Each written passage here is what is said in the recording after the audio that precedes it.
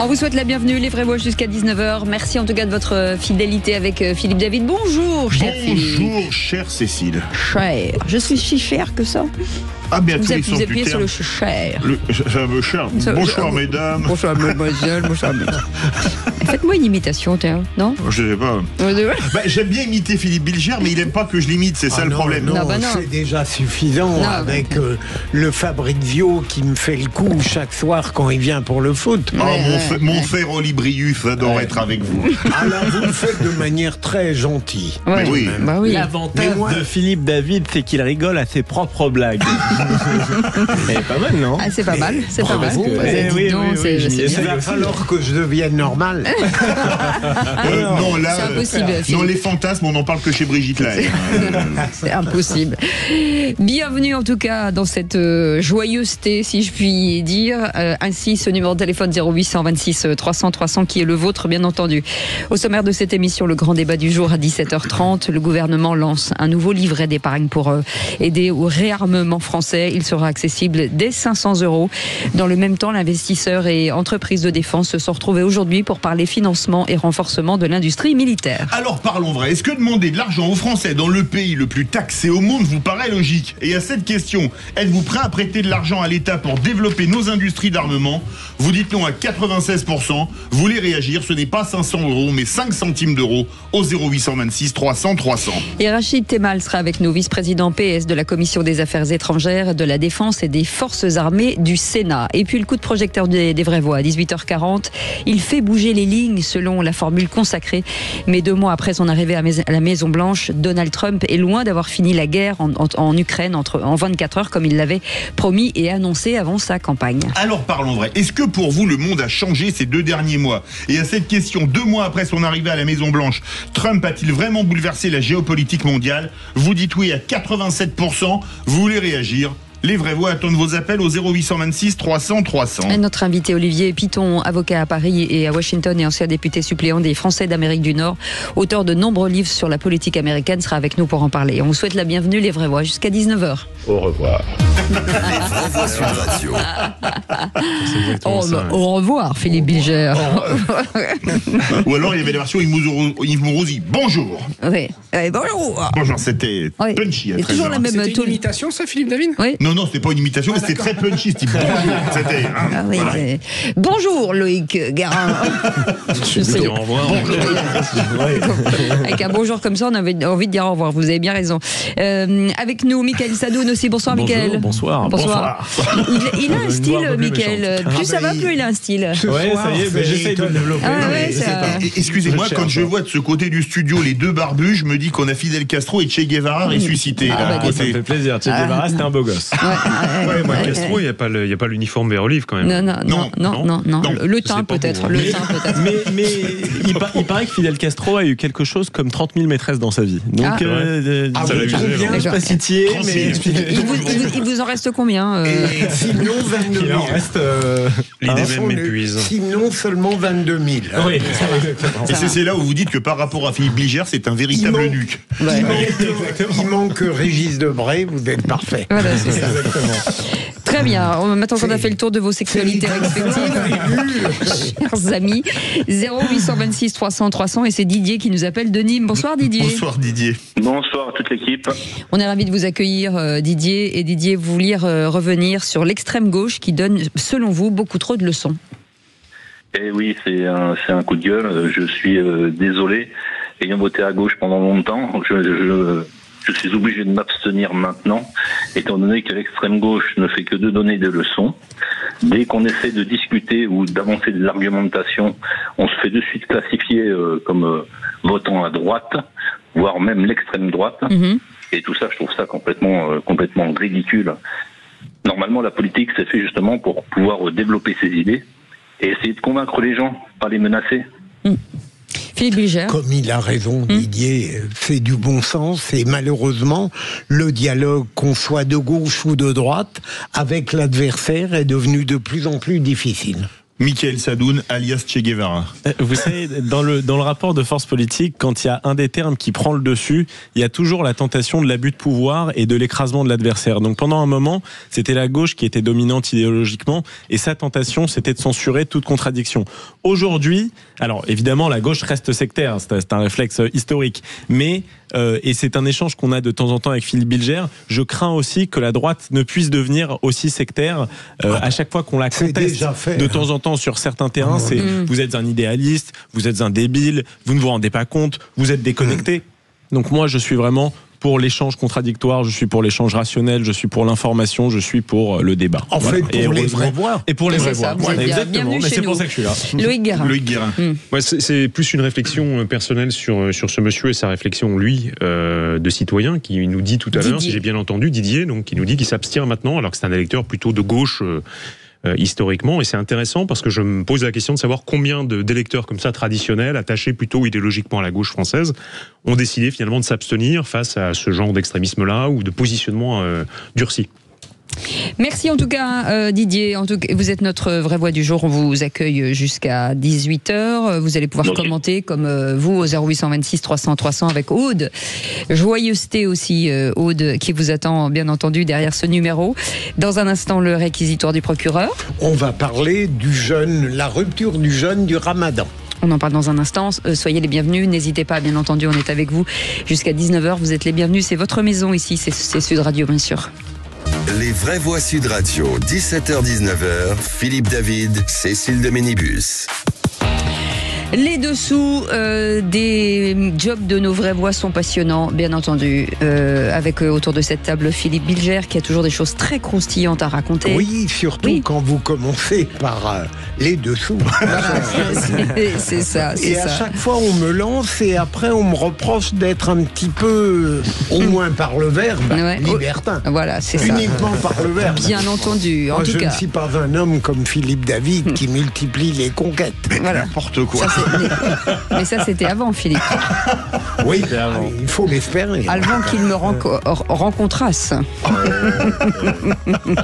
Loïc Guérin, autour de cette table, avocat pénaliste, Michael Sadoun, chroniqueur et consultant. Et vous, au 0826 300 300. Dans un instant, les 3 mots dans l'actu avec Félix Mathieu. En attendant, la voix est au procureur. Les vraies voix Sud Radio, le réquisitoire du procureur. Philippe Bilger. Et vous allez requérir contre ce qui s'est passé lors du match Angers-Monaco en Ligue 1. En effet, lors de ce match, au bout de 10 minutes, étrangement, je vois les joueurs s'arrêter et venir boire, manger. Et objectivement, je me suis demandé si il faisait très chaud sur le terrain. Et puis c'est seulement le lendemain que j'ai appris qu'en réalité, c'était la rupture du jeûne du Ramadan. Et alors là, je suis totalement d'accord avec 78% des Français qui trouvent ça totalement anormal dans le cadre d'un match de foot de faire, de concéder quelque chose à la pratique d'une religion. Ça n'a rien à voir sur un match, un terrain de football. Et il est évident que ce ne serait pas capital si je ne craignais que ça ne fasse partie de ce grignotage permanent, quotidien, qu'on remarque. Ils ont validé ça. Demain, qu'est-ce qu'on fera sur un terrain ? Mais surtout pour arrêter au bout de 11 minutes de jeu, il fallait manger 20 minutes avant, 10 minutes avant la fin. Qu'est-ce que vous en pensez ? Parce que surtout moi, c'était pas le cas avant. Voilà, moi je n'ai jamais vu de revendication. On a eu des grands joueurs juifs en France. Je pense à William Ayache qui a été international, Michael Madar. On n'a jamais déplacé les soirées de Ligue 1 du vendredi ou du samedi soir parce que c'était Shabbat. Eh ben ils auraient dû. Non, je rigole. Évidemment, je suis contre. Non, c'est choquant. Et derrière, on sait très bien, enfin, on va pas se payer de mots, mais on sait très bien que par-delà les revendications religieuses, on a aussi des revendications communautaristes et alors certains disent sécessionnistes, mais c'est pas totalement erroné, puisque derrière les mouvances les plus dures, on a souvent des subventions qui viennent de pays hautement démocratiques et qui veulent du bien au pays. Bon, moi, je sais pas. Je veux apporter quand même une petite nuance. Je trouve évidemment que c'est normal que la France se défende face à cette offensive, parce que c'est une haute civilité. Il faut pas qu'elle s'installe dans notre pays. Je comprends cette espèce de résistance culturelle des Français, mais d'un autre côté, il faut voir qu'on a fait venir une immigration massive pendant des années et que des années plus tard, on leur dit écoutez, votre religion, ça va être compliqué parce qu'en fait, vous êtes tellement en nombre que ça commence à poser des problèmes aux Français. Je trouve qu'on a fait un mauvais coup quelque part aux musulmans de France en leur parlant de laïcité pendant des années sans leur dire que finalement ce mode de vie-là n'allait pas nous convenir à un moment. Donc je trouve, j'essaye d'apporter un petit peu cette nuance dans le débat parce qu'on l'apporte pas souvent. À la différence près que ça fait 40 ans ou 50 ans que la population vient dans le pays, qu'il n'y avait jamais ce genre de problème à l'époque. C'était une erreur. Qu'est-ce qui était de faire venir la population dans ce nombre-là, c'était une erreur monumentale. Ça, c'est un autre débat, mais indépendamment. Comme le sport où il y a parfois 80%, 90% de musulmans. Il dit que ça n'a jamais été une nécessité avant et surtout, quoi qu'il en soit, les populations musulmanes sont arrivées en France depuis les années 50, 60, 70, et on n'a jamais eu des revendications de cette nature, quel que soit le nombre d'ailleurs des gens qui étaient là. Je ne crois pas qu'on puisse faire la corrélation entre des revendications religieuses d'un groupe particulier qui viennent être relancé depuis peu, et on voit bien par l'influence extérieure, et le nombre n'y fait rien, ne change rien au fond. Moi, je pense que ça change tout. Je pense que quand il y a 9 personnes sur 10 dans une pièce qui pratiquent une religion, c'est différent que quand il y en a une personne sur 10. Sans doute. Il y a nécessairement au bout d'un moment un compromis qui s'installe en disant écoutez, puisqu'on a une majorité de musulmans ou autres, pratiquons la religion comme ça arrange la majorité. En l'occurrence, je ne crois pas que ce soit la majorité sur le terrain, et puis quoi qu'il en soit, une fois encore, c'est des revendications qu'on voit surgir assez récemment et pas nécessairement en corrélation avec le nombre. Donc je n'y vois pas que de la neutralité sur le plan politique. J'ai au moins l'art de stimuler l'intelligence des autres. C'est ça, Philippe. Je sais pas si on dit des choses intelligentes, mais ça nous a stimulés, oui. Écoutez, l'intérêt c'est d'avoir, vous avez des idées qui divergent et qui convergent parfois, et c'est ça qui est intéressant. Allez, tout de suite les 3 mots dans l'actu, c'est avec Félix Mathieu. Merci Philippe. Les vraies voix Sud Radio. 3 mots dans l'actu, Félix, qui sont captivité, nucléaire et adaptation. En Algérie, le parquet réclame 10 ans de prison ferme contre Boualem Sansal, l'écrivain franco-algérien accusé d'atteinte à l'intégrité territoriale du pays. Pendant ce temps, Olivier Grondeau retrouve la France après 2 ans en détention en Iran. Dominique Voynet, opposante historique au nucléaire, nommé pour siéger au sein du Haut Comité pour la transparence et l'information sur la sécurité nucléaire. Le choix fait grincer quelques dents. Et puis la Belle et la Bête, version revisitée avec un personnage alcoolisé, des réseaux sociaux omniprésents. L'éducation nationale décommande finalement un livre pas adapté au CM2. Les vraies voix Sud Radio. 10 ans de prison ferme et une amende d'1 million de dinars, soit un peu moins de 7 000 €. C'est ce que réclame le parquet du tribunal près d'Alger contre Boualem Sansal, l'écrivain franco-algérien critique du régime jugé pour atteinte à l'intégrité territoriale de l'Algérie. Et ce, quelques mois après la reconnaissance par la France de la souveraineté marocaine sur le très disputé Sahara occidental. Des réquisitions qui suscitent forcément la consternation alors que Boualem Sansal, âgé de 80 ans selon son éditeur, est soigné pour un cancer. On devrait connaître la décision du tribunal dans environ une semaine. Autre captif, mais avec une issue beaucoup plus réjouissante. On apprend aujourd'hui la libération lundi d'Olivier Grondeau après 2 ans dans les geôles iraniennes. Bravo pour votre travail. Merci pour votre travail. Accueilli à l'aéroport par le ministre des Affaires étrangères, Jean-Noël Barrot, le voyageur français de 34 ans avait été condamné à 5 ans de prison pour espionnage. Accusation fallacieuse selon la diplomatie française. Christophe Lemoine, porte-parole du ministère des Affaires étrangères, appelle les Français à la prudence. Face à la politique d'otages menée par l'Iran, que nous condamnons fermement, nous continuons notre action résolue pour obtenir la libération des 2 autres otages, retenus depuis presque 3 ans en Iran, dans des conditions indignes et inacceptables qui, pour certaines, relèvent de la torture en termes de droit international. Il est recommandé instamment aux ressortissants français de ne pas se rendre en Iran. Et pour ceux qui s'y trouveraient, il est recommandé de quitter le territoire iranien immédiatement en raison des risques d'arrestation et de détention arbitraire auxquels ils font face. Ils y sont effectivement en danger immédiat d'être arrêtés et détenus sans motif, ou du moins si pour le seul motif d'avoir une nationalité française ou européenne. Le porte-parole du ministère des Affaires étrangères, Christophe Lemoine. Ça se crispe, Philippe Bilger. Ah oui, absolument, mais... on en parlait ailleurs ce matin, c'est une drôle d'idée tout de même d'aller faire du tourisme en Iran, quoi. Bah oui. Il y a des pays qu'il vaut mieux éviter.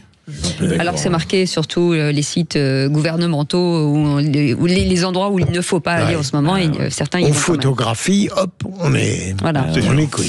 Allez, le deuxième mot, nucléaire, avec ce choix qui fait grincer des dents. Une opposante notoire et même historique à l'énergie nucléaire, Dominique Voynet, choisie pour siéger dans le Haut Comité pour la transparence et l'information sur la sécurité nucléaire. Des députés comme l'ancien ministre de l'économie macroniste Antoine Armand prennent leur plus belle plume pour protester auprès de la présidente de l'Assemblée contre ce choix.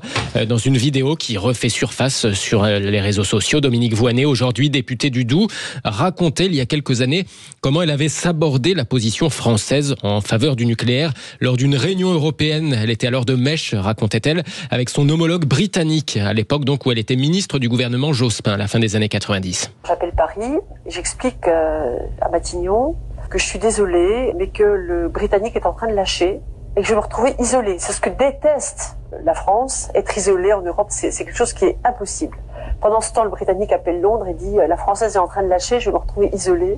Et on est revenu hilar l'un et l'autre avec finalement un grand soulagement parce que nous avions reçu la consigne de tout faire pour ne pas être isolés.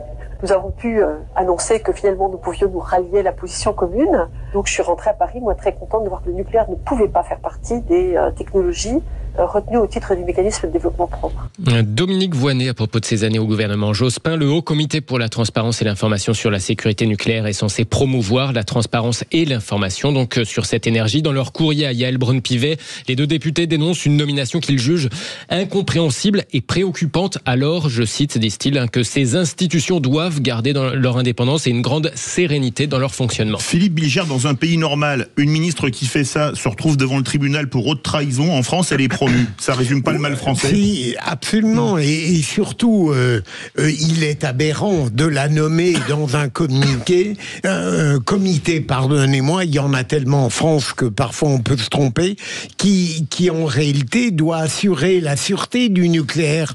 Alors même si la présidente justifiait cette nomination en disant « je veux qu'il y ait un contre-pouvoir au sein de ce comité », ça resterait, de mon point de vue, une absurdité. Mickaël Sadoun. C'est d'autant plus absurde que Emmanuel Macron prétend qu'il y a eu un revirement sur sa doctrine nucléaire.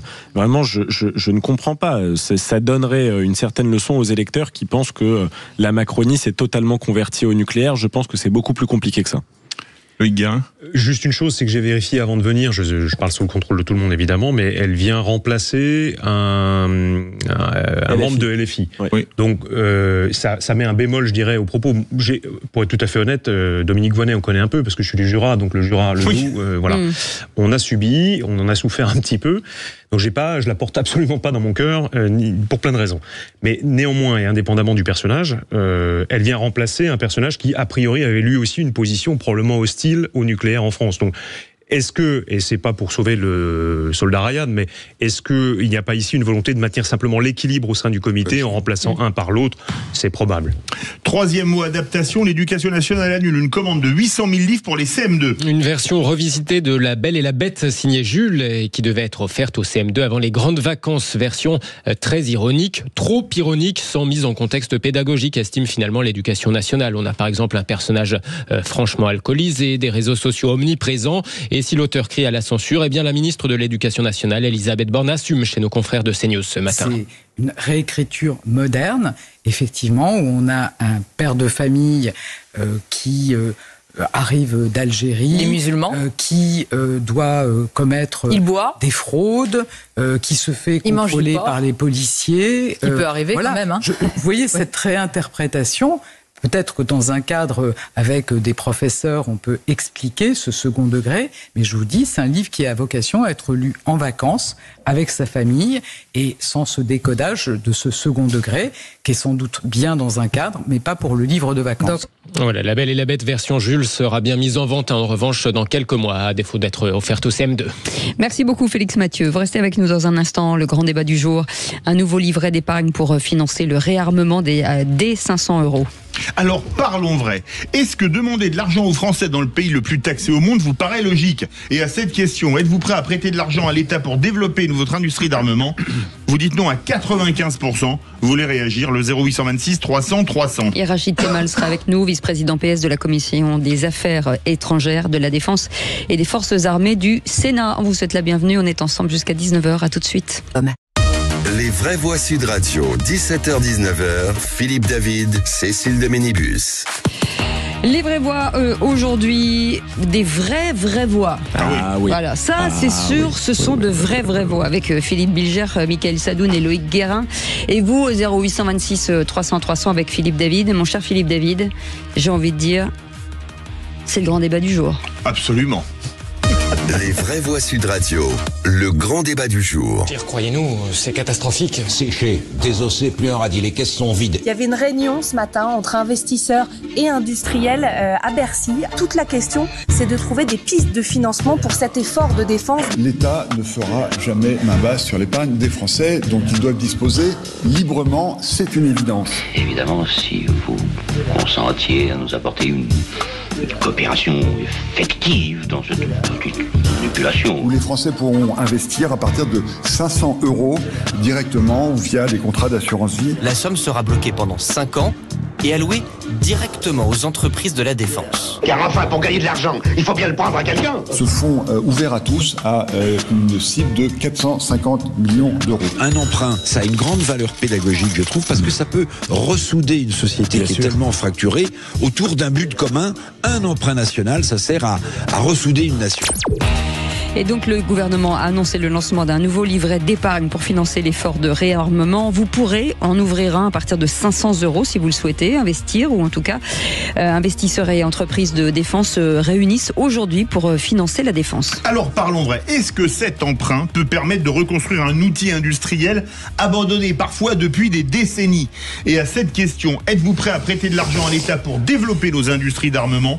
Vous dites non à 95%. Vous voulez réagir? Le 0826 300 300. Et notre invité est avec nous, Rachid Temal, vice-président PS de la Commission des Affaires étrangères, de la Défense et des Forces armées au Sénat. Monsieur le vice-président, bonjour. Bonsoir. Merci d'avoir accepté notre invitation. C'est Philippe Bilger. Alors, encore une fois, merci pour cette interrogation, mais qui va appeler de ma part une réaction, je dirais, non pas ignorante, je l'espère, mais mesurée. Moi, il me semble qu'à partir du moment où une forme de patriotisme nous démontrera qu'il est fondamental d'apporter notre écho à un processus de réarmement compte tenu, par exemple, de la situation préoccupante d'aujourd'hui, j'imagine mal que ma volonté de tranquillité puisse s'opposer à une telle exigence. Donc j'aurais tendance à dire oui à partir du moment où je fais confiance à ceux qui nous dirigent. Loïc Guérin ou Michael Sadoun? Moi, je suis favorable à une augmentation du budget de la défense. Ça me semble être une nécessité depuis des années, et ça l'est encore plus aujourd'hui, maintenant que les États-Unis choisissent une autre ligne et que nous ne sommes plus sous leur protection. Donc favorable à une augmentation du budget, mais je refuse qu'on le fasse en faisant la poche des Français. C'est insupportable de voir un État qui est incapable de faire le moindre effort sur ses dépenses à lui, et on voit le nombre de comités, celui où Dominique Voynet a été nommé, mais il y a tellement d'organes indépendants, il y a le CESE, des structures territoriales qui se superposent les unes sur les autres, le nombre d'administratifs qui explose dans toutes les administrations de santé, d'éducation, etc. Il y a tellement d'économies à faire. Moi, je veux que l'État fasse d'abord ses économies, et ensuite il pourra faire la poche des Français avec des produits d'épargne ou que sais-je. Loïc Guérin. Alors j'ai peur qu'on soit un peu hors sujet là, en l'occurrence, parce que je pense pas. Non mais je vais quand même pouvoir au moins développer. Mais bien sûr. Merci. Ce serait sympa. Au bon accueil. En l'occurrence, on est hors sujet parce que personne ne fait les poches de personne. En l'occurrence. On est le pays le plus taxé du monde. Alors, laissez-le parler. Merci beaucoup. Parce qu'en l'occurrence, c'est pas une augmentation des taxes ou des impôts qui est proposée ici. C'est un investissement. Les fonds en question, c'est une recette qui a fonctionné d'ailleurs et qu'on a utilisée à diverses reprises dans différents conflits ou différents moments où on avait besoin de mobiliser. C'est de l'épargne mobilisée, c'est-à-dire un prêt rémunéré. En fait, c'est du gagnant-gagnant. Et c'est au contraire, je trouve, particulièrement intelligent de la part de l'État d'aller sur cette voie-là, plutôt justement que de faire ce que vous l'accusez de faire à tort en l'occurrence, c'est d'aller taxer plus. On taxe pas plus. On laisse volontairement les gens, première différence, investir, deuxième différence. Ça n'a rien à voir avec la taxation d'un État qui effectivement dépense trop par ailleurs, mais peu importe, c'est pas le débat. C'est comme le livret A avec les logements sociaux. Eh bien moi personnellement, je vous le dis, j'attends avec impatience et bien évidemment que je vais investir parce que plutôt que de faire le français traditionnel un peu gueuleur, et on l'est C'est un défaut ou une qualité qu'on aime avoir. C'est une qualité, c'est une qualité. Je pense que chacun appréciera. Je plaiderai coupable pour la moitié de chacun. Mais en l'occurrence, plutôt que de faire le gueuleur qui déplore en permanence que l'industrie n'est pas soutenue, que l'industrie française est reprise par les Américains, laissée aux Allemands, que finalement notre armée n'est pas assez dotée, eh bien là on a une solution et on va cracher dessus en disant ah non, moi ça m'intéresse pas, c'est pas mon argent qui partira dedans. Eh bien moi j'en ferai partie, je le dis tout de suite, et j'espère que beaucoup de Français le feront. En l'occurrence sur le sondage, et je terminerai par ça, j'étais intéressé tout à l'heure parce que je contrôlais l'évolution du sondage sur le Figaro. Alors c'est un sondage qui vaut ce qu'il vaut, on changera de journal, on changera de sondage, je l'entends.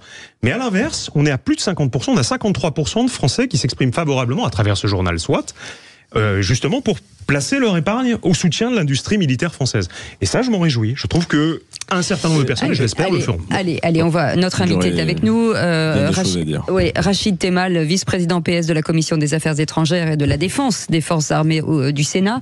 Monsieur le vice-président, est-ce que finalement c'est une solution sérieuse ou c'est un gadget politique ?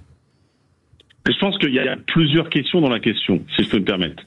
D'abord, aujourd'hui, il y a une loi de programmation militaire, c'est 413 milliards en 5 ans, qui nous emmène de 2024 à 2030. Nous sommes en train de regarder actuellement sur ce qu'on appelle la revue nationale stratégique, les besoins, les nouvelles données stratégiques.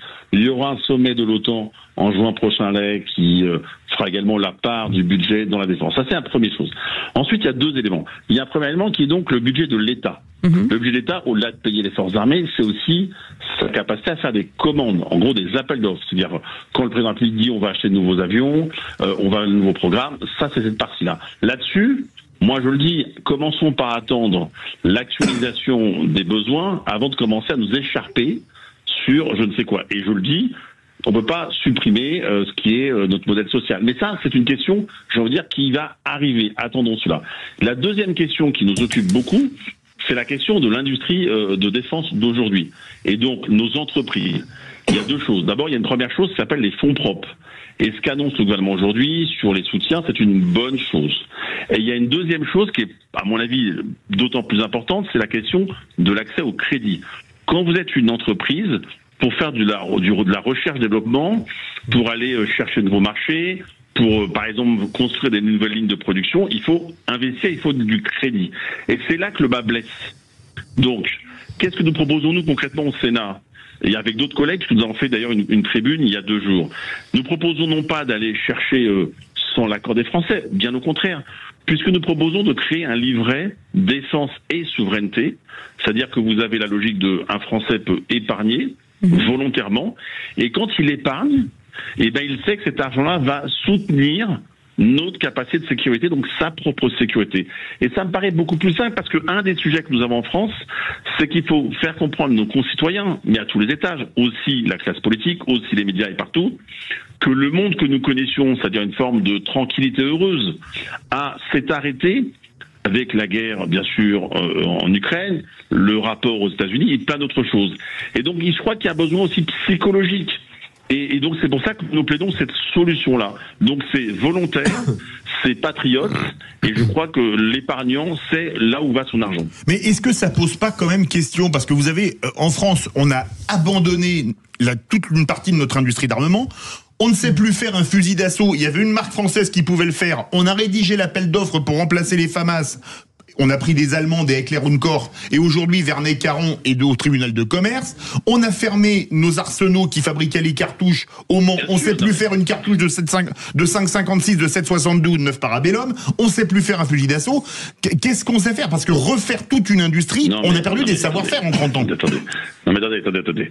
Enfin, moi je veux bien qu'on affole les gens, mais aujourd'hui... Ah ben non, mais c'est juste des constats, c'est pas affoler les gens, c'est dire des faits. Attendez. D'accord.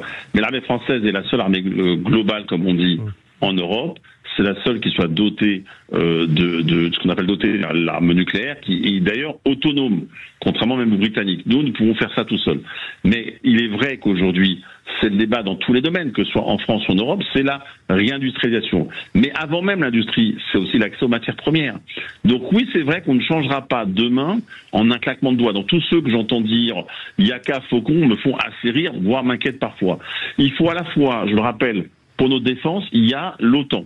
C'est une alliance militaire, avec notamment son article 5. Aujourd'hui, cela existe jusqu'à preuve du contraire. Et puis, il faut qu'au niveau européen, on puisse ensemble faire des choses. Il y a des programmes qui existent, il y a du financement, vous l'avez entendu, il y a même un livre blanc qui va arriver. Donc c'est cet ensemble-là, c'est l'articulation France, OTAN, Europe, qui va aussi améliorer notre sécurité. Donc l'industrie, oui, mais c'est ce qu'on est en train de travailler. Donc, mais voilà, c'est que je dire, par exemple, aujourd'hui, on réinstalle une usine qui produit de la poudre noire. Voilà, donc tout ça, il faut le faire. Mais ce qu'on dit, il faut que tout le monde joue le jeu, à commencer par les banques. Parce que sur la question du crédit, c'est pour ça que nous proposons un livret défense souveraineté, c'est que beaucoup d'entreprises n'arrivent pas à avoir des crédits. Il y a quelques jours, vous savez, il y a le CAC 40 qui a voulu sortir des entreprises qui travaillent dans la défense parce que les mesures complètement, etc., ça fait pas très bien, moderne, j'ai envie de dire, de financer l'industrie défense. Ça, il faut arrêter avec cela aussi. RSE. Donc, vous voyez, c'est notre système financier doit aussi comprendre dorénavant qu'il doit permettre d'investir et de soutenir nos entreprises pour assurer notre sécurité. À votre avis, votre approche socialiste est-elle directement liée à la conjoncture préoccupante d'aujourd'hui, ou vous l'auriez de toute manière souhaité, même s'il n'y avait pas eu les événements de l'Ukraine avec Donald Trump et Poutine? Est-ce que c'est indépendant de ce qui se passe? Alors, deux éléments. Le premier, c'est que en France, vous avez le général de Gaulle, qui est le porteur historiquement de le fait d'être doté et d'être autonome et indépendant, et vous avez l'autre personne, c'est François Mitterrand, qui a permis justement que les deux blocs rentrent dans la même logique. Donc, les socialistes ont toujours été. Et si je vais même plus loin, parce que pour M. Miller, en 1911, Jean Jaurès avait fait des textes sur ce qu'on appelle l'armée nouvelle. Donc les socialistes ont toujours été là-dessus. Et par ailleurs, vous savez qu'au Sénat, on a, nous, déposé beaucoup d'amendements, enfin des amendements, on a voté la loi de programmation militaire parce qu'on a 60% d'amendements qui avaient adopté. Donc là-dessus, les socialistes, en tout cas moi qui pilote avec mes collègues au groupe socialiste, nous avons toujours été pour améliorer notre sécurité parce que on s'arrêtait pas à la question de l'Ukraine. C'est une logique globale du monde tel qu'il est demain, et je pense que la question... Vous savez, moi j'ai été rapporteur d'une commission d'enquête sur les ingérences étrangères, notamment russes et autres. Donc il y a un rapport, on a même fait des préconisations politiques publiques. Donc les socialistes sont bien sûr très lucides sur ce qu'est le monde d'aujourd'hui et font des propositions pour améliorer la sécurité des Français et de l'Europe. On part au 0826 300 300. Didier, votre avis? Eh ben, je suis quand même un peu surpris parce que là, on vient juste de se réveiller. Hein. Comme disait ma grand-mère, c'est pas une fois qu'on a fait la grosse commission. C'est après la sieste, 17h40. Voilà, mais comme disait ma grand-mère, c'est pas une fois qu'on a fait la grosse commission qu'il faut chercher le rouleau de papier. Hein. Ah, c'est chic, c'est élégant. Bravo. Donc en gros, effectivement, on a besoin. Maintenant, on n'a pas anticipé. Est-ce qu'on peut faire confiance au gouvernement si les Français investissent? Est-ce que ça va pas faire un peu comme j'ai aussi une petite anecdote sur des actions EDF. EDF était privatisé, tout le monde en a acheté, puis d'un coup l'État est venu, il a dit les copains, moi je frappe le tout là, vous aurez plus rien. Et on nous a payé 12 € l'action. On a payé l'électricité 4 fois plus cher. Alors est-ce qu'on peut vraiment faire confiance, d'autant plus que M. Macron est là pour 2 ans, M. Bayrou est là pour je sais pas, peut-être encore 6 mois. Et après on fait comment? Merci. Alors, Rachid Temal, si vous voulez répondre à Didier, une réponse courte. Je voulais brièvement rebondir sur ça parce que ça répond aussi un petit peu. Désolé, je réponds juste brièvement sur ça parce que ça répond aussi à ce que disait Loïc Guérin. L'excès d'épargne des Français correspond économiquement à un manque de confiance. Et vu la manière dont l'État a géré ses finances ces dernières années, il n'est pas de nature à redonner de la confiance aux Français.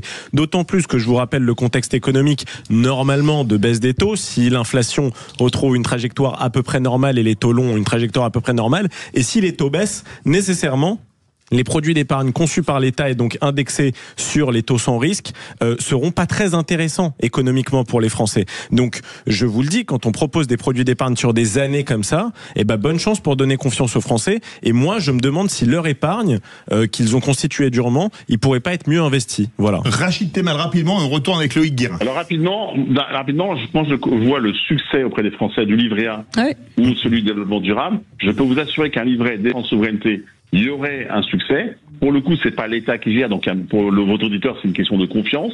C'est un produit qui paierait parce que moi, je crois que plus il y a un nombre de Français conséquent, notamment les classes populaires et les classes moyennes, je crois que c'est une bonne chose pour tout le monde. Donc moi, je suis convaincu qu'un livret défense souveraineté qui n'est pas encore accepté par le gouvernement, malheureusement, est aussi une bonne réponse. Mais ça veut dire même type de flexibilité, de rendement, c'est... Bien sûr, bah oui. Okay. C'est un livret d'épargne, sauf que le A, il va majoritairement vers le logement social.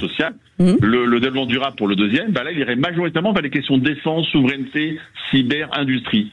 Donc c'est la même logique, je vous assure que ça marcherait bien. Et si ça se fait pas, qu'est-ce qui va se passer? C'est la question de Didier, de Rachid Temal. Eh ben, nous avons ici déposé au Sénat une proposition de loi et j'espère qu'on pourra avoir un débat et un vote. Et puis comme des collègues de droite et du centre, vous voyez comme quoi c'est transpartisan. À l'Assemblée, on nous le dépose également. J'espère qu'on pourra faire voter ça en France. Si les Français ne sont pas d'accord, ne sont pas d'accord pour placer leur argent. Mais vous ne le faites pas, Didier. Dans ces cas-là, on le fait pas. S'il n'y a pas d'argent, c'est volontaire. Le livret d'épargne, c'est volontaire. Pas obligatoire. Personne n'est obligé à ouvrir quoi que ce soit. Moi, je suis pour la liberté, j'ai pas de problème avec ça. Rachid, moi, je suis pour le volontariat. Rachid Temal, est-ce que c'est une façon aussi de ressouder les Français de se ressouder autour d'une action commune? Non, c'est surtout, je pense, à la prise de conscience que dorénavant, il faut investir sur ce domaine-là. Et oui, c'est mieux que les Français soient, parce que il faut que les Français comprennent que sur les ingérences étrangères, par exemple, il faut que chacun soit lucide dans ce que c'est et puisse agir. Et donc pareil sur la sécurité. Moi, je suis pour que les Français rentrent dans un dispositif, il y ait un débat, mais qu'il y ait cette connaissance de ce qu'est le monde de demain et d'aujourd'hui. Loïc Guérin. Oui, très très brièvement, on a, à mon sens, sur le principe... Bien dans le micro. Sur le principe et dans le concret, tout à gagner. On fait quelque chose qui est pas mal pour les Français, plutôt que de gueuler et de détester après le système en le critiquant. Au moins, on a une chance d'y participer et de contribuer. 2, c'est donnant-donnant et c'est gagnant-gagnant. Non seulement parce que l'investissement peut rapporter à titre individuel, mais on peut peut-être de temps en temps dépasser un peu l'égocentrisme et l'égoïsme personnel. La défense nationale ou l'intérêt national, on en parle beaucoup en se drapant dans le drapeau, mais on oublie que ça veut dire aussi des sacrifices personnels. Heureusement, on ne nous demande pas le maximum. On nous demande juste un peu d'épargne et encore, c'est volontaire. En l'occurrence, ça permettra justement de booster l'industrie française, de la laisser locale et de créer là aussi de l'enrichissement. Parce que ce qui est produit en France rapporte de l'argent en France.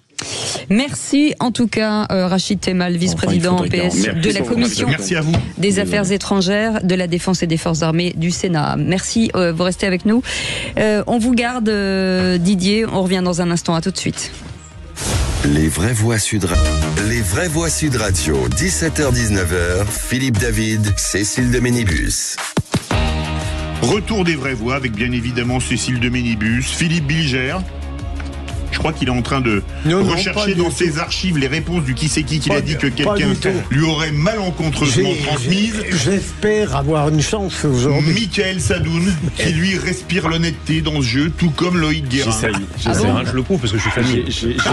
J'ai été corrompu quand même avec le temps dans cette émission. Je suis arrivé pur et me voilà. Bravo. Dépravé. Dépravé, vous allez loin. Ah ouais, non mais dépravé. Elle est en dessous de la vérité. Je n'aurais pas formulé ça comme ça. Méfiez-vous, Miguel, bientôt vous aurez besoin d'un avocat. Allez, Didier est avec nous. Didier, vous lancez le jeu ? Eh bien, on lance le jeu en espérant que M. Bilger va gagner aujourd'hui. Les vraies voix Sud Radio, merci le quiz Didier, de l'actu. d'avoir cette espérance. Vous jouez quand même, Didier, vous voulez pas le laisser gagner directement ? Ah, si ça lui fait tellement plaisir, bien sûr que si. Bah dis donc, qu'est-ce qui vous êtes trop gentil avec lui, il sera pas réciproque. Dis donc, Didier, c'est quelqu'un de votre famille ou quoi? Non, je ne crois pas, mais il est adorable. Mais c'est quelqu'un que j'admire, c'est vrai. C'est une belle personne. Vous avez bon goût, Didier. Mon Dieu, ce qu'il faut pas entendre. Allez, Didier, écoutez bien. Qui c'est qui l'a dit? Interdire le voile dans le sport, c'est du bullshit. C'est un maire, ça, non? Oui. Un maire socialiste? Oui. C'est pas Brun? Non. Bouamran? Oui, bonne réponse de Michael Sadoun. Karim Bouamran, maire de Saint-Ouen, c'était ce matin sur Sud Radio. Il y aurait beaucoup de choses à dire. Qui c'est qui l'a dit, Didier? Tous les ministres étaient favorables à l'interdiction des signes religieux dans les compétitions sportives. Ça, je crois que c'était la ministre des Sports. Non. Bonne réponse, Elisabeth Borne. Exactement. Qui c'est qui l'a dit? Le positionnement de Bruno Retailleau, c'est le seul antidote à Le Pen. Didier. Darmanin? Non. Copé. Bonne réponse de Michael Sadoun. Certainement pas Wauquiez. Non. Très bonne punchline. Bah, mettez-lui 3 points, tiens, pour la Il est drôle celui-là. Qui c'est qui l'a dit? Didier. À Retailleau. Pour exister, vous copiez les méthodes des fascistes outre-Atlantique, mais vous n'êtes pas Trump, monsieur, juste un joueur de trompette. Oh. C'était dans l'hémicycle. Didier. Ça c'est LFI, mais... Oui. Mais qui? C'est un député LFI. De l'Ogu? Non. Bompard? Non. Non. On l'a jamais cité. Jamais. Non. Il est élu dans le Nord. Dans le Nord. Attends, qu'est-ce qu'il y a dans le Nord? Il a un beau prénom. Loïc? Non. Philippe, probablement. Non. Qui ressemble à un nom de famille de quelqu'un autour de cette table. Oh oui. Bon, bah, David quelque chose, j'imagine. David Guiraud. Bonne réponse de Michael Sadoun. David Guiraud, député LFI. Sur le gros dur. Hein. Et je ne demande pas 50% des points, mais j'aurais pu, parce que j'avais la moitié du nom. Absolument. Vous avez le temps des affaires, vous. Qui c'est qui l'a dit? Ça n'est pas un politique. Le prochain mec qui me voit à poil, c'est le médecin légiste. Didier. Ça c'est pas moi, c'est sûr. C'est pas un homme politique? À une époque, on aurait dit Chiappa, mais elle est plus là. Hein. Non. C'était pas Gilles Lelouch? Non. Une femme très connue. Alors on va vous aider. Elle a posé pour Salvador Dali. Ah ben c'est... Bonne réponse de Didier. Bravo. Amanda Lear. Amanda Lear. Qui c'est qui l'a dit? Ce ne sont pas des gens qui nous veulent du bien en général au Conseil constitutionnel. Didier. C'est un politique aussi? Oui, un politique. Ça pourrait... Ah oui, non, c'est Didier. pas à nous encore. Un ex-vice-président. Didier. C'est Chenu, non, mais non. c'est à Didier de répondre. C'est Chenu? Bon, Non, il a mis le drink. Le drink. il y avait le drink. Alors 3 points pour Philippe. Merci, Je vous en prie, Philippe. C'est tout le plaisir pour moi. À qui? À vous. Toujours cette alliance de la honte. Il n'y a pas de réclamation, je lui laisse les points. Bah voilà. Non, mais qui dans cette émission est honnête et malhonnête? Bah honnête, c'est moi. Non, c'est moi. Alors là, Je crois qu'on peut faire un vote avant le lever. Parce que l'invité était plus honnête que tout le monde, puisqu'il accorde même ses points. Donc Ouais, difficilement voilà. être plus honnête. Allez, sur le conclave sur les retraites, le gouvernement souhaite que cela continue. Qui c'est Didier. qui l'a dit? Didier. Ouais, je cherche. Mais... Allez-y. c'est pas Bayrou? Non. Un ministre. Un ministre? Bonne réponse. Éric Lombard. Lombard? Non, il a dit Lombard. Pardon. Mais il l'a dit aussi. Non, je Ah, vous l'avez pas dit? Ah, pardon, excusez-moi. Non, J'aurais aimé le dire, mais je l'ai pas dit. Puis-je confesser Mais quelque vous avez chose? dit quoi, alors? J'ai dit Bayrou. Bompard et non Lombard. Alors, je vous mets pas les points, j'ai entendu Lombard. Non, mais j'ai été d'une honnêteté légendaire. J'ai dit Bompard et non pas Lombard. Alors Lombard. Non, ça revient à personne. Philippe Bigère, c'est la méthode des pays de l'Est. Donne-moi ta montre, je donnerai l'heure. C'est Mais où est impressionnant. cette honnêteté, cette âme pure que vous avez Qui ne sur tente rien. Admirable, hein, Qui c'est franchement. qui l'a dit sur ceux qui critiquent le visuel de LFI sur Cyril Hanouna? Comme ils sont complètement obsédés qu'ils ont à la maison les collections d'affiches d'extrême droite que leur avaient laissé leurs grands-parents. Didier. Je sais pas, j'écoute pas ces Mélenchon. Bonne réponse de... Et j'ai envie de rajouter une petite insulte avant, mais je le ferai pas. Mais non. Allez, on se calme, s'il vous plaît. 12 points pour Michael Sadoun, Ouais. 6 points pour Philippe Bilger, 3 points pour Didier, et la parole est à la défense pour Loïc Guérin. Vous êtes Fanny, j'ai l'impression que c'est une raison d'être dans qui c'est qui l'a dit. Oui, j'ai fait une exception la dernière fois, mais je m'en mords encore les doigts. Non, mais vous ne comprenez pas qu'un pénaliste, il veut voir les autres gagner. Non mais moi j'entendais en fait. parfois pas la question parce que la réflexion précédente continue à me faire Ouais. pas mal rire. Donc Voilà, j'ai parfois voilà. perdu. Et puis l'instinct de perdre vaut bien celui de gagner. Allez, Je préfère gagner, Didier, en défense. merci de nous avoir accompagnés pour cette partie de l'émission. On vous souhaite Merci pour vos compliments, Didier. une bonne fin de semaine à Nîmes, que on vous souhaite heureuse en tout cas. Vous restez avec nous dans un instant, le journal et Rémi André pour la météo, ça va se gâter demain. Et Philippe David, ça va se gâter aussi. Je suis écœuré. Nous Sud Radio. aussi. Et bienvenue avec cette joyeuse bande. Loïc Guérin est avec nous, avocat pénaliste, Michael Sadoun, chroniqueur et consultant, et Philippe Bilger, président de l'Institut de la Parole. Et j'aime bien vous appeler Monsieur le Président. Ce serait bien. Oui, non, mais je comprends. Je vais Voilà, le faire. oui, parce que ça fait toujours plaisir. Bah oui, ça fait finalement, Moi, je pense que Majesté ou son éminence lui irait mieux. non, son Pourquoi toujours éminence. aller au-dessus alors que là, Cela dit, il y avait l'Hermine. Son éminence, ça relève des dessous. Arrêtez. Non, son éminence. Moi, SAS Cécile de Ménibus. Son Altesse Sérénissime, ça vous irait très bien. Très bien, ça me va très bien.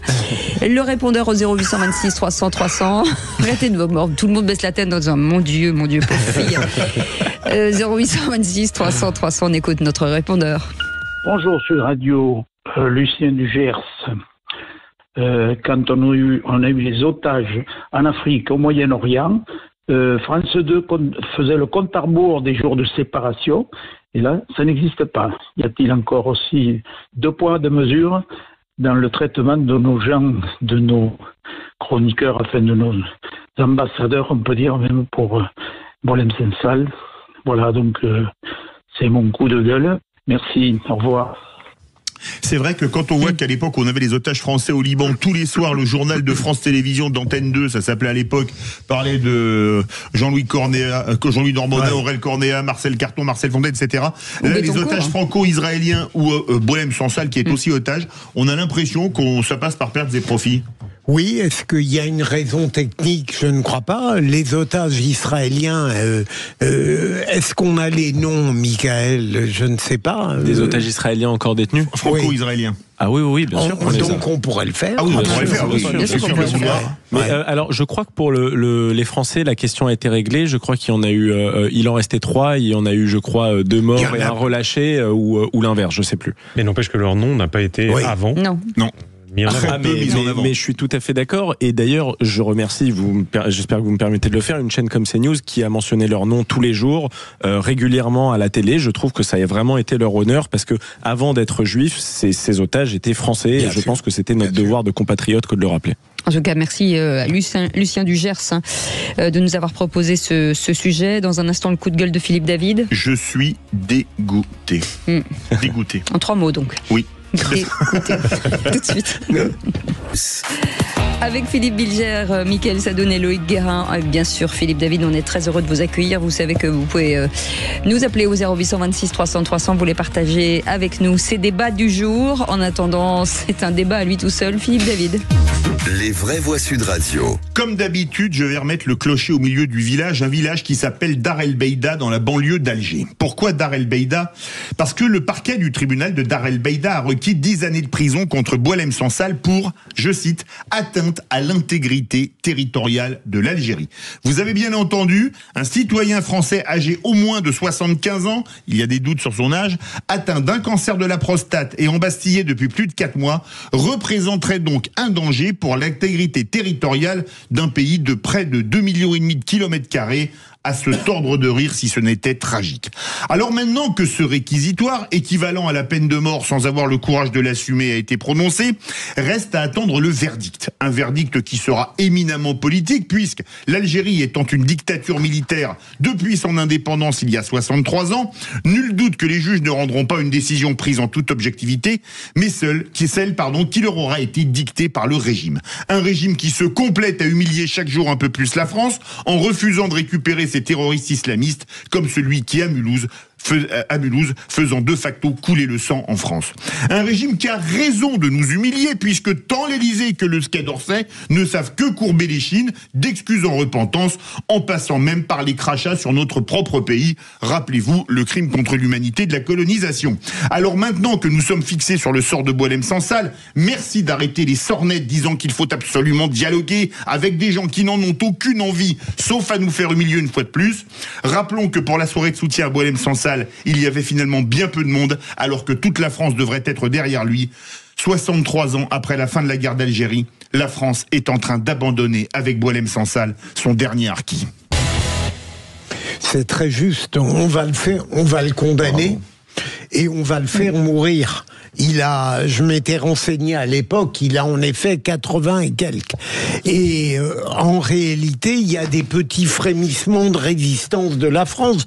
J'entends bien, mais évidemment, tout dépend. Dieu sait que Françoise de Gaulle a souvent dit de l'initiative présidentielle qui n'a pas l'air de vouloir aller vers une opposition ferme, à supposer que ce soit la bonne méthode. Pose une question là-dessus. C'est triste de voir Bruno Retailleau empêché dans sa volonté de taper du poing sur la table contre l'Algérie parce que le président de la République est lâche sur le sujet, qu'il y a un certain nombre de personnalités catégorisées à droite qui, désolé, de la même manière, n'ont pas été très fermes avec l'Algérie. Je rappelle que Gérald Darmanin est quand même allé rendre hommage au FLN en tant que ministre de l'Intérieur. C'est pas rien quand même. Donc je trouve ça très dommage. Moi, cette réponse graduée, cette riposte graduée, je la trouve beaucoup trop modérée. Il faudrait des représailles massives, voilà, pour employer le vocabulaire militaire. J'abonde. Je me demande, il y a deux questions pour moi qui me viennent à l'esprit. Un, passé. Deux, futur. Passé, pourquoi est-ce qu'on a cette faiblesse-là? On peut avoir des débuts de réponse, probablement un peu de collusion, la peur du communautarisme, peut-être quelques liens douteux avec certains pouvoirs financiers locaux, j'en sais rien, on peut tout imaginer. Le futur, en revanche, c'est qu'effectivement, à défaut pour les partis dits républicains de faire quelque chose, j'ai peur que les clés du camion, si vous me passez l'expression, ne soient confiées aux plus extrémistes, chez nous. Merci beaucoup Philippe David, tout de suite l'info en plus, et c'est Félix Mathieu. Les vraies voix Sud Radio. Et dans les prisons surpeuplées des Baumettes à Marseille, les surveillants sont furieux après la construction d'un théâtre au sein de l'établissement. 1100 détenus pour 540 places, soit un taux d'occupation supérieur à 200%. Et dans ce contexte surpeuplé, un théâtre qui sort de terre pour permettre aux détenus de se produire à l'avenir devant le grand public. Un choix aberrant, s'indigne Catherine Forzy de FO Justice et Marc Berkane du syndicat de surveillants SPS. Ils témoignaient dans le reportage Sud Radio de Lionel Maillet. On les écoute tous les deux. On manque de places de prison, on est en surpopulation carcérale et on donne l'autorisation de construire un théâtre. Moi je trouve ça immonde. Il est construit aujourd'hui le théâtre, donc ça nous prend la place d'un bâtiment. On aurait pu faire d'autres places, bien sûr. Pourquoi un théâtre à l'entrée d'une prison? Alors, c'est la même directrice, attention, elle a construit donc le restaurant, elle a fait le restaurant, maintenant c'est le théâtre. Prochaine construction, elle va faire quoi, un cinéma? Nous avons des détentions qui sont pleines à craquer, 3 détenus dans 9 mètres carrés. Je pense pas qu'il fallait mettre ce théâtre en plus. C'est un moyen de réinsertion, que disent certains. Des pièces, des représentations, ils vont apprendre les métiers, tout ce qui a trait au théâtre. On accueillera du public de l'extérieur. Cet argent, j'aurais préféré le déployer pour le personnel de surveillance. Alors, ce chantier de rénovation à 90 millions d'euros devrait permettre aussi à terme quand même de créer 740 places supplémentaires aux Baumettes. Autrement dit, à effectif identique, ça réglerait même virtuellement le problème de surpopulation. Même si, dans les faits, on peut imaginer que des détenus viendront d'ailleurs, les Baumettes n'ayant pas le monopole de la surpopulation carcérale. Quoi qu'il en soit, les surveillants nous posent là finalement une question un peu dans l'ordre des priorités. Ils pourront continuer à jouer la comédie, à mon avis judiciaire. Et deuxième élément, si vous le permettez, j'ai lu tout à l'heure quelque chose qui va exactement dans le même sens que ce qu'évoque Félix. On va aller visiter la cité de la langue française à Villers-Cotterêts. Tenez-vous bien, pour les détenus, ce sera gratuit, mais les surveillants, ils paieront. C'est hallucinant. C'est lunaire. Incroyable. France Terre d'Asile Psychiatrique, quand on entend ça, c'est le nom d'un compte Twitter que j'aime beaucoup. Oui, alors j'ai pas d'opinion sur le coût du théâtre, donc je vais être un peu plus prudent parce que je ne sais pas si ça répond effectivement à un vrai besoin d'essayer d'aider un peu l'insertion et autres, mais j'ai comme tout le monde autour de là, j'imagine, j'ai un peu des doutes. Il y a effectivement un nombre de dépenses qui pourraient être un peu mieux orientées en France. Je crois que c'est malheureusement pas nouveau et j'ai peur qu'on ne voit qu'une petite pointe de l'iceberg. Mickaël Sadoun. Moi, je dis ce que je dis habituellement, c'est-à-dire que la prison faillit sur les deux tableaux. Elle est censée punir et réinsérer. Je trouve que sur le volet punition, c'est pas assez sévère et il y a régulièrement des scandales qui nous le montrent. Et sur le volet réinsertion non plus. Je pense qu'il y a des mesures qui pourraient être mises en place. Je pense par exemple au fait de réduire des peines en fonction d'un certain nombre de livres lus, qui se pratique par exemple au Brésil et qui a des résultats. Je trouve que sur les deux volets, la prison française n'est pas efficace, que c'est vraiment un impensé de nos politiques et d'ailleurs qu'on est sous-doté financièrement. Je rappelle que le budget de la justice en France est 2 fois moindre qu'en Allemagne rapporté au nombre d'habitants. Donc voilà. Merci beaucoup Félix Mathieu, vous restez avec nous dans un instant, le tour de table de l'actu des vraies voix. Mon cher Philippe Bilger. Je vais parler de Tiffaine Augière et d'Antoine Dupont. Très bien, Mickaël Sadoun. Moi je vais parler de Dominique de Villepin. Est-il vraiment gaulliste comme on le prétend? Loïc Guérin. C'est la plaisanterie de la semaine. Ouais, c'est la plaisanterie de la semaine. Ouais. Le gars. Alors moi, c'est une autre plaisanterie peut-être, j'en sais rien. C'est sur le procès de Nicolas Sarkozy et ses déclarations hier en défense. Voilà. Allez, à tout de suite. Sud Radio. Sud Radio. Parlons vrai. Parlons vrai. Sud Radio. Parlons vrai. c'est Valérie Expert. On se retrouve demain dans le 10h midi de Sud Radio. On parlera médias avec Gilles Gansman et nos invités. Et ensuite, nous débattrons pour tenter de nous mettre d'accord. À demain, 10h sur Sud Radio. Sud Radio. Parlons vrai. Renault Car Service lance Digital Car Service pour gérer en ligne l'entretien de mon véhicule sur Renault.fr ou l'appli My Renault. Est-ce que ça va changer ma vie? En tout cas, ça va la simplifier. Je prends rendez-vous en ligne, choisis mon atelier, dépose mon véhicule, on me tient informé des différentes étapes, devis, suivi des réparations. C'est donc vrai. Qui mieux que Renault peut entretenir ma Renault? Renault Car Service, numéro 1 du SAV 2025. Conditions et rendez-vous sur Renault.fr ou l'appli My Renault. Numéro 1, source l'Automobile Magazine 2024. Sud Radio Paris. 99.9 et en DAB+. Du 10 au 23 mars, grand déstockage à la poterie de Naurouz à côté de Castelnaudary. Profitez de petits prix sur des poteries artisanales fabriquées en Occitanie. Plus de 40 000 pièces uniques vous attendent pour sublimer vos tables, vos espaces intérieurs et jardins. La poterie de Naurouz, 55 route de Ségala à Montferrand. Ouverte 7 jours sur 7, conditions sur place. Auchan. Et aujourd'hui alors, c'est quoi le bon choix moins cher? Eh bien, chez Auchan, on fait le choix de vous proposer des produits sains à des prix qui fleurent bon les économies pour célébrer l'arrivée du printemps. Jusqu'à samedi, par exemple, les concombres Origine France sont à seulement 85 centimes la pièce. Oui, seulement 85 centimes. Avec des concombres à ce prix-là, eh ben c'est le moment de se mettre au vert. Auchan, le choix, le bon. Catégorie 1, calibre 300-400 grammes, valable dans vos magasins et drive Auchan participants et en livraison à domicile. Le cancer colorectal touche plus de 47 000 femmes et hommes par an en France, souvent après 50 ans. Entre 50 et 74 ans, le dépistage, c'est le meilleur moyen de s'assurer qu'il n'y a rien ou de traiter un cancer colorectal à un stade précoce. Alors, dès 50 ans, faites le test de dépistage tous les 2 ans. Vous vous en remercierez. Pour vous procurer le test, vous pouvez le commander en ligne ou le demander à votre médecin ou au pharmacien. Plus d'infos sur jefaimondepistage.cancer.fr avec l'Institut national du cancer. Une paire pour le sport? Non, plutôt une solaire à ma vue. Oh, mais celle-là aussi, elle irait tellement bien avec ma nouvelle robe. Oh. Pas toujours simple de choisir ses lunettes. Chez Optical Center, vous avez aussi le choix de ne pas choisir. Grâce à l'offre unique, bénéficiez de moins 40% sur votre première paire, plus une paire offerte à votre vue, même de grandes marques. Retrouvez nos magasins sur opticalcenter.com. Offre valable du 1er septembre 2024 au 31 juillet 2025. Dispositifs médicaux, conditions en magasin. Les ventes flash de printemps Amazon arrivent. Alors, pour vos prochaines randonnées ou votre grand ménage de printemps, faites de super économies sur tout ce dont vous avez besoin. De la high-tech à la maison, en passant par le sport et bien plus encore. Wouh! Profitez des ventes flash de printemps Amazon. À partir de mardi, des ventes flash qui vont vraiment vous enchanter. Wouh! Chez GMF, être assurément humain, c'est s'engager dans des relations durables. GMF vous offre jusqu'à 150 € de réduction pour toute nouvelle souscription de contrat d'assurance auto, moto et habitation. Et ce jusqu'au 31 mars. GMF, assurément humain. Conditions de l'offre sur gmf.fr. Les vraies voix Sud Radio, 17h-19h, Philippe David, Cécile de Ménibus. Et autour de cette table, Mickaël Sadoun, chroniqueur et consultant, Loïc Guérin, avocat pénaliste, Philippe Bilger, président de l'Institut de la Parole, Philippe David, animateur.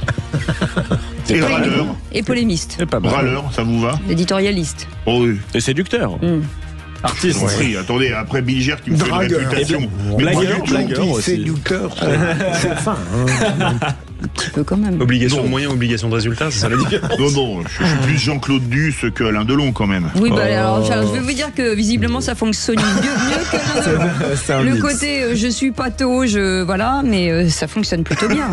C'est un juge qui conclut. Non mais la oui, preuve, comme dirait l'autre, mon charme, c'est que je n'en ai pas. Voilà. Il est là, il dodeline. En attendant, le tour de table de l'actu des vraies voix. Mais maniez-vous le tronc, on va bientôt se mettre à table. Ça sent l'artiste à cette table, ça sent l'artiste. Je suis épuisé, moi. C'est horriblement fatigant d'être intelligent. Le tour de table. De l'actualité. Et Philippe Bilger, vous voulez parler de couples people qui ont été dévoilés ces derniers jours. Ça tombe très bien parce que je m'intéresse énormément au magazine People, à la vie des vedettes. Ah bon ? Et oui, ça vous étonne, ma chère Cécile, mais vraiment, hein, ça n'est pas d'aujourd'hui. Et j'ai vu avec plaisir dans le dernier Paris Match que Antoine Dupont avait apparemment commencé une liaison avec Iris Mittener, si je prononce bien, qui est une ancienne Miss France, et j'ai éprouvé un grand plaisir parce que j'aime énormément Antoine Dupont et ça m'a fait presque un plaisir indirect de savoir que il était avec cette femme très belle et que en réalité je n'étais pas agacé par la présentation un peu ostensible de ce couple, mais je l'aime bien. Alors, pour Cyril Hanouna et Tiphaine Auzière, je ne suis pas tout à fait dans les mêmes dispositions, même si, après tout, on a le droit de vivre l'amour qu'on souhaite.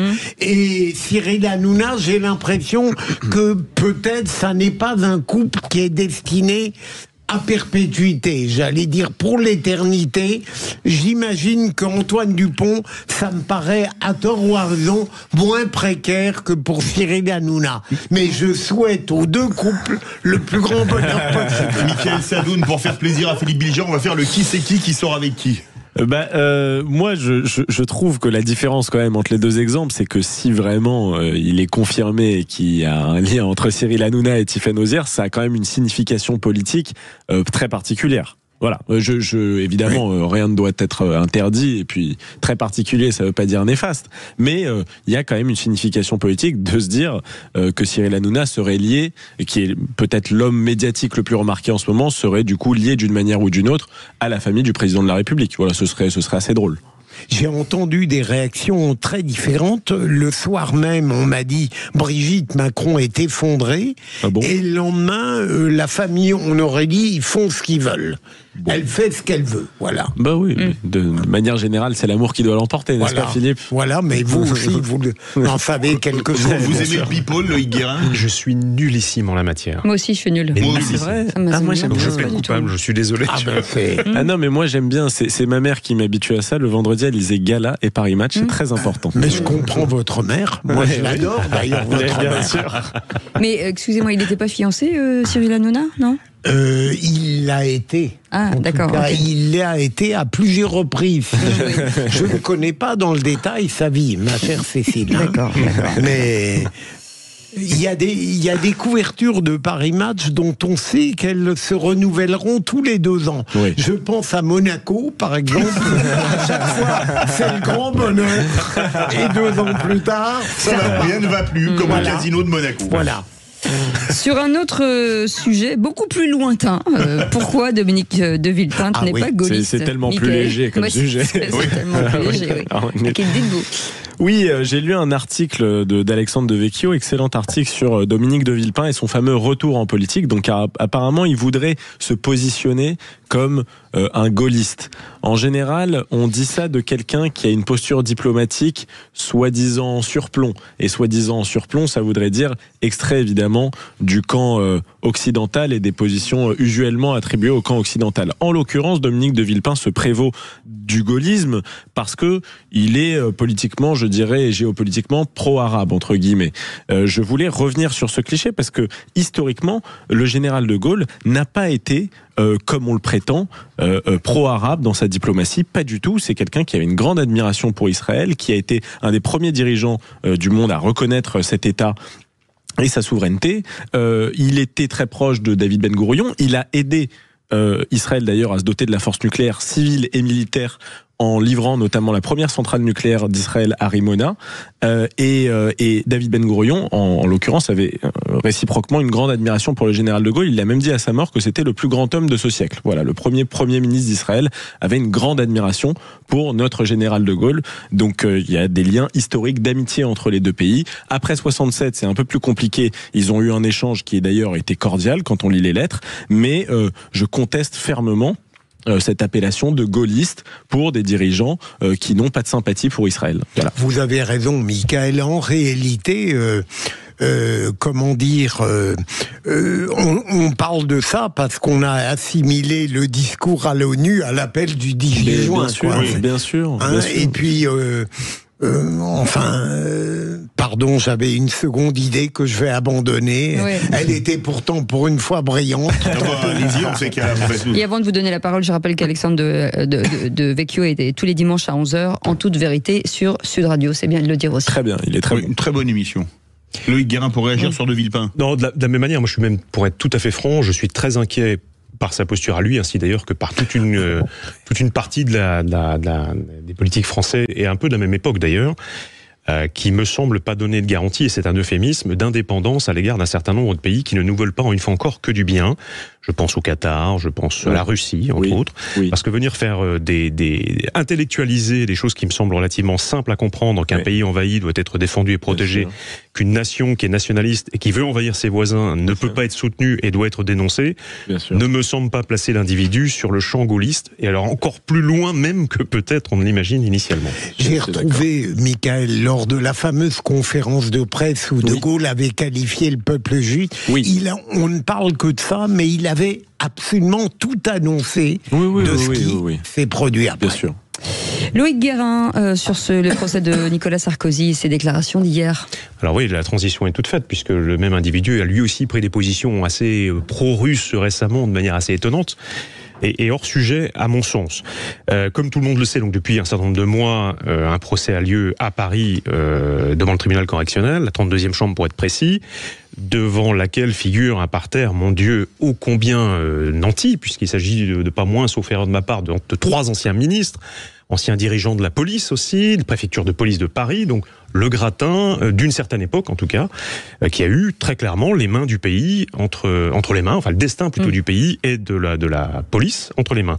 C'est assez piquant parce que même si c'est évidemment très largement médiatisé, il y a une forme qui m'étonne toujours un petit peu. Alors une fois encore, je ne prends pas de position sur la décision juridictionnelle qui sera prise. La présomption d'innocence évidemment vaut, on verra ce que les juges, qui eux connaissent le dossier, décideront.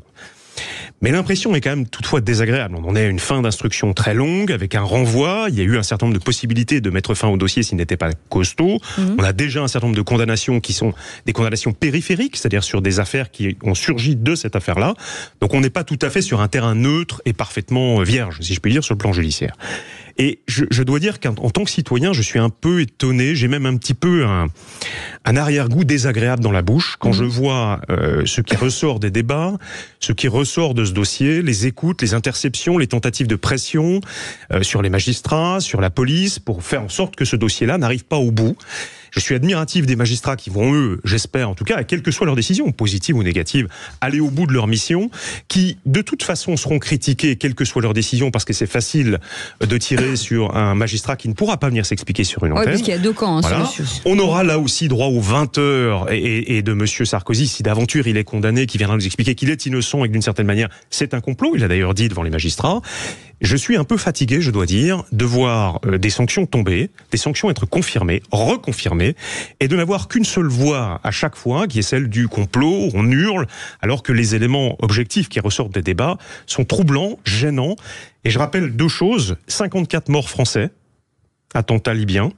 L'individu qui était condamné par contumace en France et qui aurait dû être terminé dans les geôles françaises a été protégé objectivement par des gens qui sont aujourd'hui devant le tribunal correctionnel et qui donc ne servent pas les intérêts du pays ni de ses citoyens. Et la Libye, effondrée telle qu'elle est une des causes premières des problèmes migratoires et de la déstabilisation de l'Afrique. Parce que les bases militaires ont été pillées, ont servi aux islamistes qui ensuite ont essaimé un peu partout au Sahel, et que la chute de la Libye, aussi détestable que le régime puisse être, a ouvert les portes à l'Italie, à la France, en termes migratoires. Donc ce sont toutes des questions que j'aimerais revoir un petit peu quand on interviewe M. Sarkozy, par exemple, sur la grandeur de ses décisions politiques. Je suis d'autant plus sensible à votre point de vue, Loïc, qu'il y a quelques jours, j'avais dit que les magistrats, la présidente et le parquet évoquait était remarquable dans les comptes rendus que j'ai lus. C'est ce que j'ai entendu aussi. Voilà. Sur le volet politique, moi, je suis d'accord, la déstabilisation de la Libye par Nicolas Sarkozy est soutenue derrière par Bernard-Henri Lévy, pour moi était une catastrophe. Sur le volet judiciaire, je serais quand même plus modéré parce que je trouve que, notamment sur les précédentes condamnations, il y a eu un acharnement judiciaire, je considère, sur Nicolas Sarkozy, notamment dans l'affaire des écoutes avec le juge Azibert. Je trouve sincèrement qu'il n'y avait pas matière à le condamner de manière aussi dure. Voilà. Totalement, Michael. Mais je n'ai jamais vu plus d'ignorance qu'au sujet de cette affaire de Monaco. Mais je parle pas de vous. Non, bien sûr. Merci beaucoup en tout cas, messieurs. Vous restez avec nous dans un instant. Le coup de projecteur des vraies voix, 2 mois après son arrivée, et Donald Trump peine à tenir ses promesses de paix en Ukraine. Alors parlons vrai. Est-ce que pour vous, le monde a changé ces 2 derniers mois? Et à cette question, 2 mois après son arrivée à la Maison Blanche, Trump a-t-il vraiment bouleversé la géopolitique mondiale? Vous dites oui à 89%. Vous voulez réagir? Le 0826 300 300. Et avec nous, Olivier Piton, avocat à Paris, à Washington et ancien député suppléant des Français d'Amérique du Nord et auteur de nombreux livres sur la politique américaine. Bonjour, merci d'être avec nous, maître. Est-ce que sur l'Ukraine, en tout cas sur l'Ukraine, Trump, il improvise ou finalement il a vraiment un plan?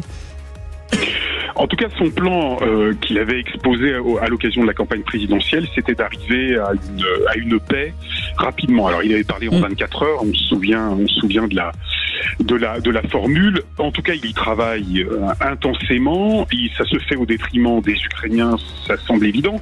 En tout cas, les Ukrainiens vont devoir trouver un moyen de s'entendre, mais ça se fait surtout au détriment des Européens. C'est-à-dire que quand on voit que Volodymyr Zelensky préfère un mauvais accord avec quelqu'un d'aussi tenace que Donald Trump, plutôt que du soutien des Européens, ça pose énormément de questions sur le véritable poids de l'Europe, mais je pense qu'on en est tous conscients maintenant. Absolument. Restez avec nous, on revient dans un instant. Soyez les bienvenus, on est ensemble jusqu'à 19h. Il fait bouger les lignes selon la formule consacrée, mais 2 mois après son arrivée à la Maison Blanche, Donald Trump est loin d'avoir mis fin à la guerre en Ukraine en 24 heures comme il l'avait promis durant sa campagne. Alors parlons vrai, est-ce que 2 mois après l'arrivée de Trump à la Maison Blanche, les Américains sont encore des alliés fiables pour les Européens? Et à cette question, 2 mois après son arrivée à la Maison Blanche, Trump a-t-il vraiment bouleversé la géopolitique mondiale? Vous dites oui à 89%, vous voulez réagir? Le 0826 300 300. Avec notre invité Olivier Piton qui est avec nous, avocat à Paris et à Washington, ancien député suppléant des Français d'Amérique du Nord et auteur de livres sur la politique américaine. Merci d'avoir accepté notre invitation, Philippe Bilger. On peut tout dire de Donald Trump, mais tous ceux qui étaient nombreux, qui allaient penser qu'il allait faire bouger les lignes, eh bien, avaient totalement raison. Qu'on considère que Trump soit le meilleur ou le pire, ou parfois alternativement le meilleur ou le pire, eh bien, avait raison. Et je mets modestement dans cette catégorie. Ce que je n'imaginais pas tout de même, c'est sur d'autres plans le caractère totalement erratique de sa présidence. Mais pour l'Ukraine, on est obligé de considérer qu'il a fait bouger les lignes. Certes, il ne l'a pas fait en 24 heures, mais le monde, dans ce secteur précis, est un tout petit peu moins menaçant qu'il l'était avant qu'il arrivât. Et donc, deuxième élément, heureusement que l'Europe s'en est mêlée, sinon on avait une paix très rapide, exclusivement aux conditions russes. Écoutez, pour une fois, je ne vais pas être d'accord avec Philippe Bilger parce que il a fait bouger la situation en Ukraine. Je veux bien, la situation avance, mais c'était facile à partir du moment où il a tout cédé à Vladimir Poutine. C'est pas compliqué de faire avancer les choses quand on concède tout à l'envahisseur. Donc, en effet, on marche vers une paix, mais tout le questionnement qui se mène en Europe et en France, c'est de savoir à quel prix on est en train de réaliser cette paix. Est-ce que c'est un prix qui est trop important et qui fait peser un risque sur la géopolitique mondiale à moyen terme, parce que on remet même en cause les principes de souveraineté territoriale et d'intégrité des frontières, ou est-ce que c'est une paix qui est négociée de manière pragmatique et efficace? Moi, je suis pas encore tout à fait décidé, mais très franchement, je trouve que Trump a lâché l'Ukraine en race campagne et qu'il met le pied sur la joue d'un pays qui est déjà en grande difficulté, surtout quand je le vois dire qu'il a envie de s'approprier les ressources énergétiques de l'Ukraine. Je trouve ça vraiment scandaleux. Et pourtant, je suis vraiment pas un anti-Trump primaire. Sur les autres dossiers, on pourra en parler plus tard, mais voilà, sur la question israélienne, ça n'a pas non plus été très tonitruant. Le gars. Alors, à titre personnel, je vais essayer d'avoir les propos les plus mesurés possibles, et j'avoue que j'ai du mal. vous faire une camomille. Oui, je pense. Mais il va peut-être même falloir me les mettre en perfusion. Non. Les sachets avec. Trump dépasse à mon sens non seulement l'entendement, mais les pires scénarios imaginables. Et autant la première présidence de Trump, j'étais pas un fan. Non plus sur un certain nombre de sujets, mais je trouvais qu'il y avait un traitement médiatique qui lui était pas toujours juste. C'est-à-dire que certaines des mesures pouvaient être défendues, d'accord, pas d'accord, peu importe. Mais il y avait une forme de cohérence. On ramène l'industrie aux États-Unis, on essaie de faire un bras de fer avec les pays qui bénéficient des délocalisations. Je peux entendre, on peut ne pas être d'accord, mais on peut entendre. Là, non seulement c'est erratique, mais par-delà l'erratique, il y a quelque chose de très gênant, parce que suivant l'actualité, pour avoir vécu moi aussi aux États-Unis, je regarde un peu de presse qui s'y passe, et je suis très très inquiet, parce qu'en réalité, il y a une ligne droite, il y a une ligne, soit qui godit de temps en temps sur le plan international, mais il y a une ligne qui est une technique finalement de voyou, c'est si je peux tordre le bras pour prendre le portefeuille, je tords le bras, si je suis plus fort, je tordrai les deux bras, si je ne le suis pas, je m'allie avec. Et ce qu'il est en train de faire ressemble à s'y méprendre, à la version américaine, avec beaucoup plus de bémols à rajouter évidemment, mais à ce que Poutine fait.